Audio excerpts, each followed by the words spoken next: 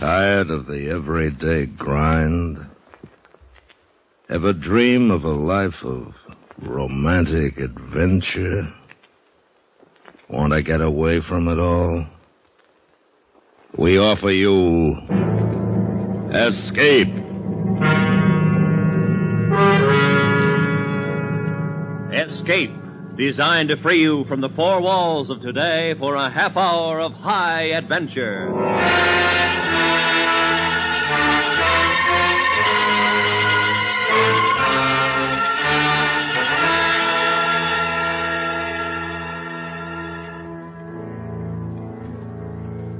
You are standing on the bridge of a tramp steamer, a ship captain, sailing through the vast emptiness of the ocean. While on the deck below you, the crew, a desperate gang of cutthroats and murderers, are waiting for a signal that will give them your ship and bring you your death. Listen now as Escape brings you Anthony Ellis's exciting story, The Tramp.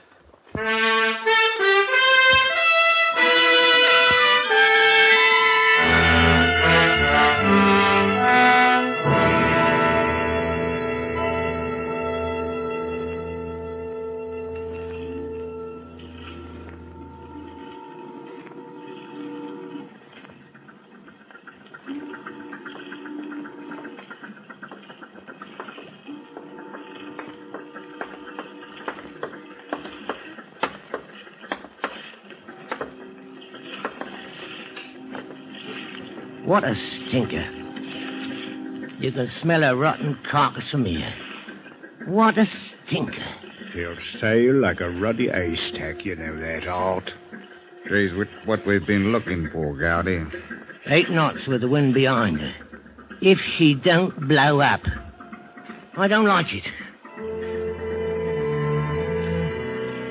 There was 6,000 tons of the ugliest tramp I'd ever seen. The paint was scaling off her plates, and you could see the patches of rust. In the fog and mist she loomed over us dark in the night. We stood on the Liverpool dock, Gowdy, Winkle Jones, and me, and we sized her up. Yes. That's what we've been looking for, all right. Where's she bound? Barranquilla. When'd you find out? At the pub a bit ago. She's short-handed on crew, too. What's her cargo? What we've been waiting for. Scrap. Oh. Skipper's name is Blee. He should be easy. He drinks too much all the time. You know the kind. He was in the pub, too. I still say she's too bloody slow. Scrap iron in her hold and all. Oh, Winkle, you're a worrier, that's what you are. Why don't you leave the thinking to Art and me? I say, do you think she'll do, Art? She'll have to do. We might not find another for months, and then we'll lose the deal. That's all. I'm with you. Well, I'm with you too, but I don't like the looks of her in that strait. Ruddy black hippopotamus. It'd be safer doing the blag than this. I hope to choke. You're getting milky, Winky Jones? No, I ain't milky. You's milky. But you go calling me milky, Bert Gowdy, or I'll struck you shivvy. Eh? God, you little maggot. Maggot, is it? Come on, both of you. All right. What's the lay, Art? But I'm going back to the pub. You boys wait at the hotel. I'll get things lined up with the skipper. Think you'll take us home? I told you he's short-handed. He'll take us on. You get your stuff packed. I'll see you later. Right, chum.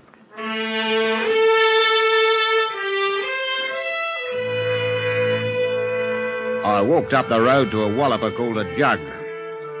Inside were seamen mostly, and the rest, a lot of dirty muck from narcs to dodos. I spotted the captain, Blee, sitting in a corner, dipping his yellow moustache in a mug. And after I got my own pipe, I walked over to him. He was well canned, I could see that.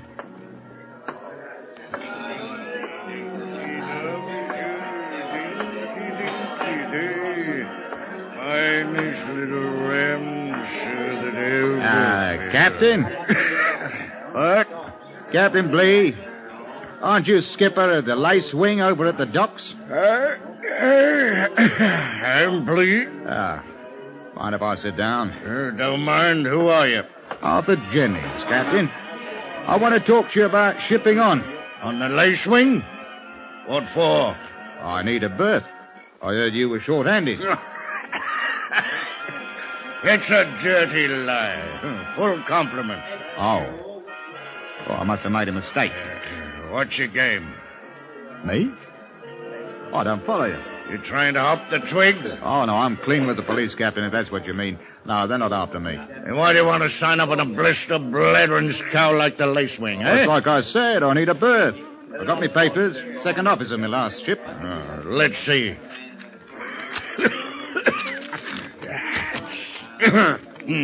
Arthur Jennings. Here, take him. Well, am I hired? How old are you? 34. Know how old I am? No. I'm 60. I'm 60, and I'm hauling around a bilge-stinking slush of rubbish like the Lace Wing. Now, what that means, I might have had a Cunarder, but I ain't. I'm a failure. And I'm drunk. You sign up somewhere else, young fella. Well, a job's a job. I'm telling you. I need a man like you. I need a first officer, a second and a third. I need a chief engine bloody near, and I'm going to settle for scrapings. That's what I always get, scrapings. Go on, clear out. I still want to sign on. I hear you're bound for Barranquilla. No bonus on my ship. Owner doesn't believe in it. Dirty dog. Oh, that's all right. You'll have lascars and mugs under you. I'm used to it. I've been around. On the sea, one man's the same as another. Yeah, you're a fool. But I need a mate. Yeah. You want to hire them in? We're short 18 and the pay's not worth a bunion. I'll get 'em. Yeah. We're sailing at 6 in the morning. All right. You're a fool. Don't turn up. I gotta have another pint. Right you are, Skipper. You stay in and enjoy yourself. I'll take care of things topside. What's your name? Jennings, Arthur Jennings. Jennings. All right. Jennings, tell that steward of mine who you are. He's aboard the Lace Wing. Name's Seton. Sneaking little pig. I don't trust him. Yes, sir. All right, Jennings. Yes, sir. Tell you something else. I don't trust you neither, see? You're too smooth. But you're not scuppering me, see? Don't forget.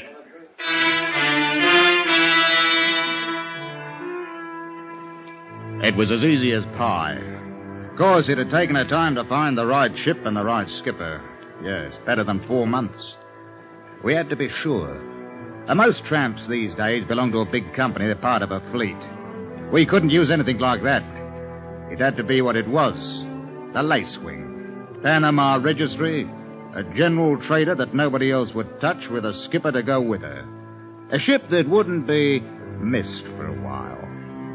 We'd found her. I picked up Jones and Gowdy and we went back to the ship. The steward, Seton, was the only man aboard. He was a nervous little rat who looked all the time like he'd been caught doing something nasty.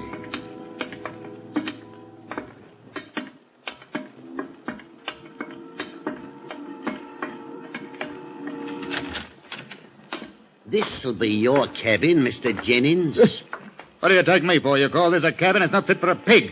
Get it cleaned out. Oh, yes, sir. Sorry, sir. Now, look here, Seton. Mr. Gowdy is the new second officer, and Mr. Jones is chief engineer. That's Captain Blee's orders. See? Yes, sir. I'll see their quarters is put to rights immediately, sir. You'd very well better. Okay, that's all. Shall I clean up in here first, sir? No, up it. Yes, sir. Wait. I must say. Nice work, nice work. Well, it's a starter. All very nice for you blokes, but me. I got to go down in the bowels of this bucket of boggy. Chief engineer. You think I want to blow myself up? I know what them engines is like without even looking. You've got engineer paper, and we need you down there. If you don't like it, you know what you can do. Take no notice of Winkle, he's hungry. Now then, what next? Well, as soon as the old man comes aboard, we'll see that he's all tucked in bed, nice and comfy, and he doesn't wake up until we're out of here. What about the rest of the crew? Well, what there is, we can manage. The ones I'm supposed to hire wouldn't sign up, see? That'll be the story. Don't forget it. Right. Well, you better get on the job now. I'll go ashore and send a cable that we've found it. We're shoving off at 6.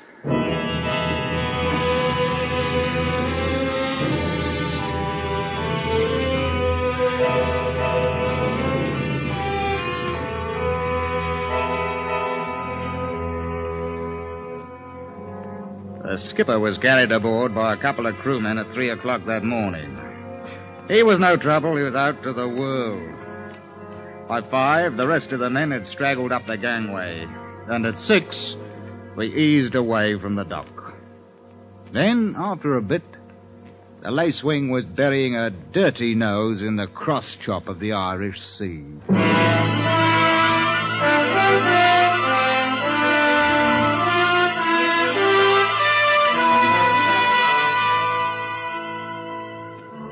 We were 3 days out of Liverpool.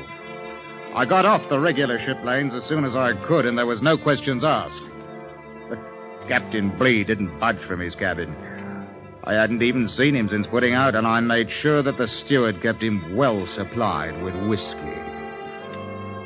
Garrity, Jones, and me were having grub in my cabin on that third night, and the ship was pitching and heaving like a donkey with the itch. Sure. Oh, what a ship. Smooth as glass out there, and look at her. Oh, she'll never make it. The engines won't stand it neither. We're pushing her too hard. Never mind that. What about the crew? Pushover. Usual bunch. Yeah. Any troublemakers? In this lot, don't make me laugh. Lot of mugs. Yeah. Well, we ought to be able to make it, then. The important thing is to keep the radio man quiet. That'll be your job, Bert. Right. What about them engines? Hey, I tell you, I've got to slow down. They won't hang together. Mr. Mate! Evening, Captain. Who are these bleeders here? Oh, you were a bit under the weather, Captain. I took 'em on in Liverpool as you requested. Your second officer, Mr. Gowdy, and chief engineer, Mr. Jones. What do you think you're doing with my ship, mister? Any complaints, sir? I knew I didn't trust you, you blister blathering. Good thing said and told me. We're 10 degrees off course. Know that? That's right, Captain. Not anymore, it's not. I've set her back. You'd have us sailing to the Indies. That's right, sir. That's where we're going. Not on my ship. Barranqueira's my port. You want to blow us up? She's running too fast. Close the door, will you, Bert? Right, Joe. You're relieved, you are, mister. The ruddy ladder, you're fired. You hear that? I put it to you, Captain, either way you like. You go along with us and you won't get hurt. You make any trouble, then we'll throw you overboard. You what? Me? I'll have you in irons! Here, this is mutiny! Doggone pots, you'll hang for this! Oh, sorry, Captain. You want to take seconds now? You come in with us, and we'll give you a share or overboard. Now. No arguments this minute. Now. I'll give you a share of my foot. Knock him out. Aggravating old bleeder. Have a look outside. See it's clear, Jonesy. Okay.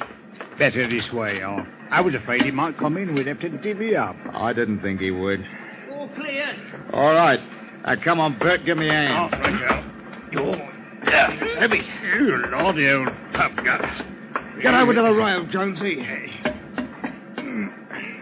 Okay. Okay. Hurry up.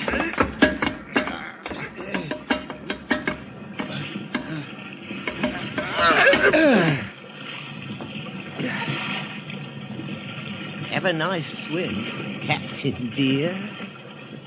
Well, that's that.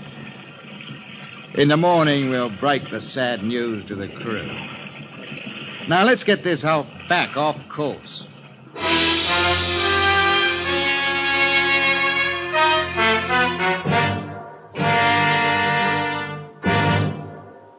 return to Escape in just a moment. But first, tomorrow night, Frank Lovejoy stars in Suspense's production of The Storm on most of these same CBS radio stations. It's a strange story about a man on a dance team who sets out to prove himself greater than a hurricane. And, needless to say, it's a tale well calculated to keep you in suspense.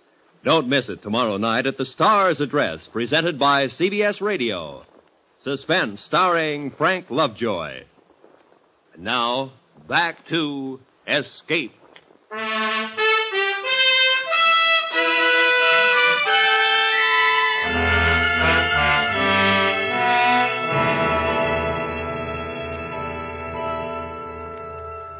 The next morning, I called the crew together on the upper deck.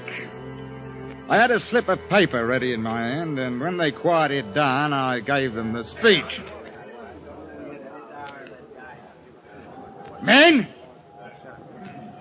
I've got a sad duty to perform. Last night, Captain Blee did away with himself. Yes, he jumped overboard. He committed suicide. He left a note for me, which I'll turn over to the proper parties when we reach port. Also, it is his instructions that we proceed to Dominica instead of Barranquilla. Now, I'm carrying out that order. And until we get to port, I shall be acting captain. That's all. Get back to your work. So, what an actor you'd have made, Art. Lovely, absolutely lovely. Think they swallowed it? I think so. I'm not too sure about a couple of them, though.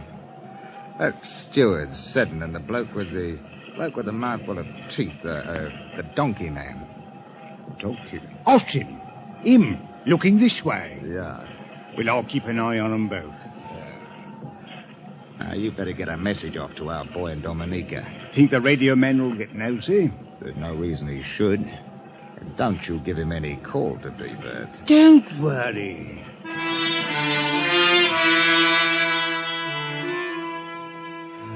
It looked good. With all going our way. The ship and her cargo of scrap was going to be worth $15,000 to us when we took her into port. That's the way we'd fixed it 6 months before. A couple of blokes I met in Liverpool. We were to find them a ship, hijack her, and sail her into Dominica with her cargo. Scrap, if possible. Then they were going to sail her out again to China. And Gowdy, Jones, and me, well, we'd blow down to Argentina with our 15,000 and have some fun. That's the way it was. And it looked like it was going to be stone ginger from then on. That's the way it looked until we were 2 days out of port. Come in. What do you want, Seddon? Might I have a word with you, Captain? I'm busy. It's important, sir. What? It's about Captain Blee, sir. What about it? Well, sir, I hate to say this, but I don't think he met with no accident. You don't? No, sir. And seeing as how I know what really happened to him, I was thinking maybe it'd be worth a nicker or so if I kept my face shut. Captain Blee jumped over the side, and I've got his note that says so. Could I see the note, sir? I know the captain's writing like me own. What makes you think it wasn't an accident, Seddon? Seeing as how I saw what happened, sir. Oh. And seeing as how we'll be in port in a couple of days, I wouldn't want to make any trouble for you or any of the other gentlemen, sir. Did you figure maybe something might happen to you? Oh, yes, sir, I did. That's why a friend of mine, Mr. Austin, he knows about it too, just in case. Now, what you do, sir, is your own business, I'm sure. But don't you think it might be worth a little bit of fat to us? You're a ruddy fool, Seddon. You should have waited. You should have waited. Fair's fair, ain't it? You did murder. You don't want to. Now, don't forget, Austin knows too. He'll take care of Austin. Now, look here. No need to get nasty. I'll keep me trap shut. Mr. Jennings, I'll give you my word. Don't hit me. Please.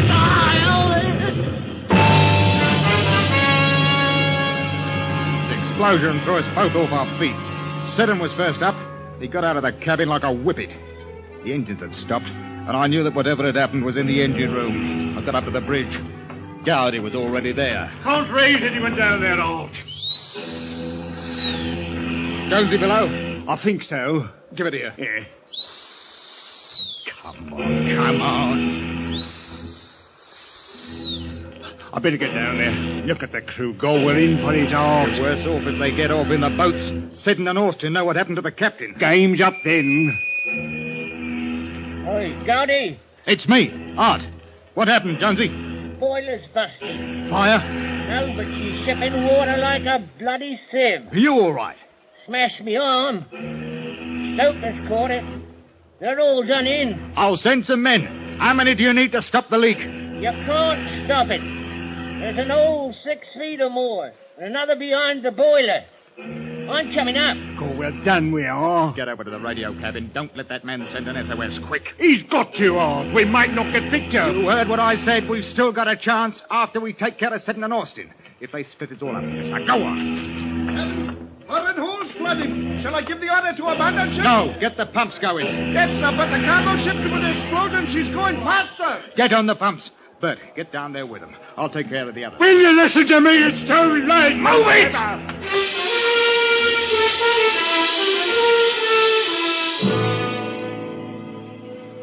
I ran down to the radio room. We had to stop the call from going out because if there was a ship in the vicinity and it got to us before we'd put the quiet on Seddon and Austin, the three of us would hang. Yet the sinking ship was a sight less worry. I heard the message before I even opened the door. Stop it! I've been sending it, sir. Already got an answer. I said stop it! We're sinking, sir. It's my duty. I have We to... are not under yet. You think I want us hauled in for salvage rights? You send out that we're okay, see? Now, you do it now. Need no assistance. Send. There's a ship about 20 miles off, sir. She could stand by just in case. She's on her way. You and... do as you're told.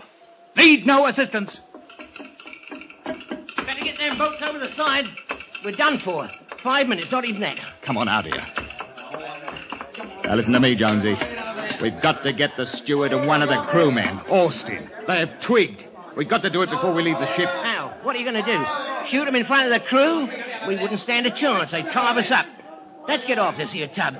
There's sharks out there, and I want a boat around me. Not until we've taken care of those Now, two. listen. You do what you want. See, I'm clearing out now. I told you them engines wouldn't stand it. Well, they haven't. Now, I'll take me chances with the law, but not here. She's breaking up. I'm going to get the boat over the side. Come on, let's get out. I'm with you, Bert. Abandon ship! Abandon ship! Abandon ship!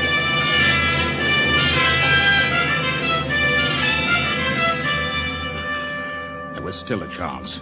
I could do it myself. Find Austin. Find that dirty little rat Seddon. Do them both in, and there was still a chance that nobody would know. I went looking for them. The Tramp was listing and settling lower in the sea, and I ran from one side to the other. Hit it. Then I spotted them. The lifeboat was already in the water. I saw Seddon looking up at me, pointing. Then Austin saw me. I jumped for the boat, and I missed. She pulled away from the side. Wait! Wait! Hold up! Steady! Give us a hand! How's it feeling there? No, it don't bleed felt like now. Give us a hand, will you? I'll let you drown, you dirty murderer. He's going to kill me. He's letting in there. Go! Get me out! Get me out! You make a confession, see?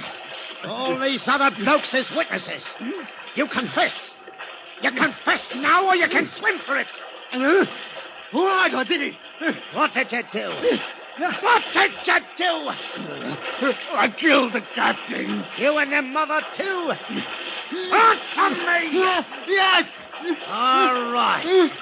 Come on now. I'll say.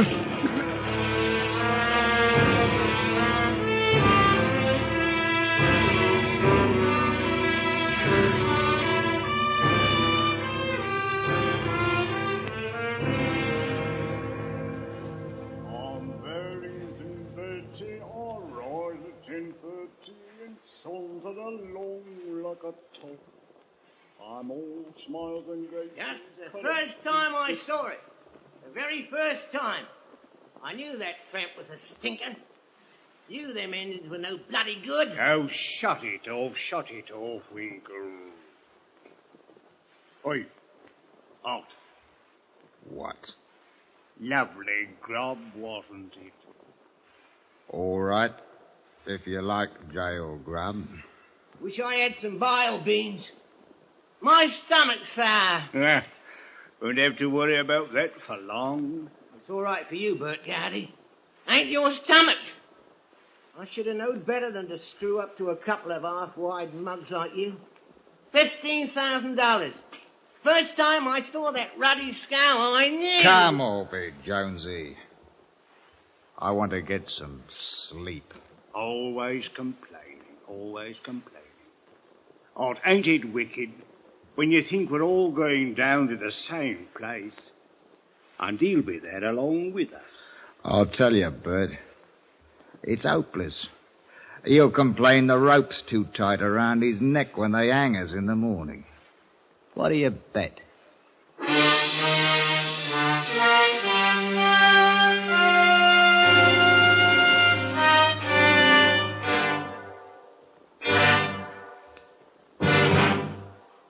Escape has brought you The Tramp, written and directed by Anthony Ellis, starring Ben Wright as Jennings, with Jay Novello as Gowdy and Charlie Lung as Winkle Jones.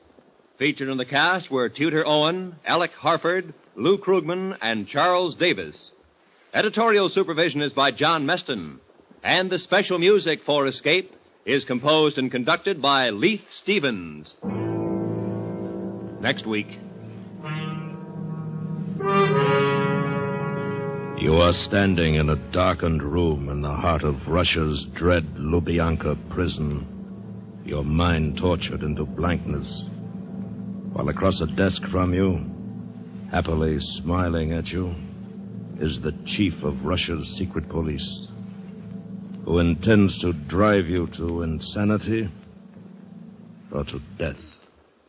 So listen next week when Escape brings you John Dehner's exciting story, The Man with the Steel Teeth.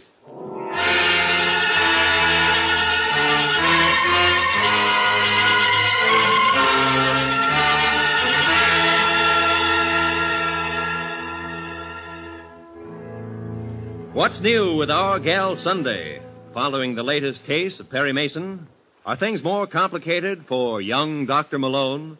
Confidentially, Aunt Jenny's in the midst of a mighty unusual story. There's a world of entertainment awaiting you every weekday in the daytime with CBS Radio's roster of wonderful dramatic serials. Tomorrow, listen in again and follow the latest in the lives of these familiar people. This is Roy Rowan speaking. And remember, daytime is a gay time with Arthur Godfrey Time. Every day on the CBS Radio Network.